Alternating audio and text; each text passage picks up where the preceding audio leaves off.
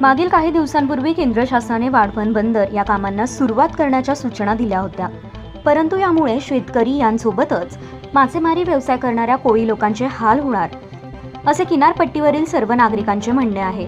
यामुळे वाढवण बंदर न होण्याच्या निषेधार्थ 15 डिसेंबरला किनारपट्टीवरील सर्व गावांनी बंदची हाक पुकारली आहे। मुंबई कफ परेड ते गुजरात सीमेवरील झाई यापर्यंत गाव आणि कोळीवाड्यांची बंदची हाक असल्याचं समजतंय। मागील अनेक दिवसांपासून हा वाढ बंदराचा मुद्दा जोर धरत असून किनारपट्टीवरील लोक त्याच्या निषेधार्थ आंदोलने करत आहेत, परंतु अजून देखील शासनाने या आंदोलनांची दखल घेतली नसल्याने आणि वाढवण बंदर उभारणीच्या हालचालींना वेग आला असल्याने स्थानिक अधिक आक्रमक झाले असल्याचं समजतंय। वाढवण बंदर विरोधी भूमिकेवर किनारपट्टीवरील नागरिक ठाम असून किनारपट्टीवरील नागरिकांनी आक्रमक पवित्रा आता हाती घेतलाय। यानंतर तरी शासन आता यांच्या मागण्यांची दखल घेते का हे बघणं महत्त्वाचं ठरणार आहे। राजेंद्र पाटील, द गनिमी कावा, पालघर।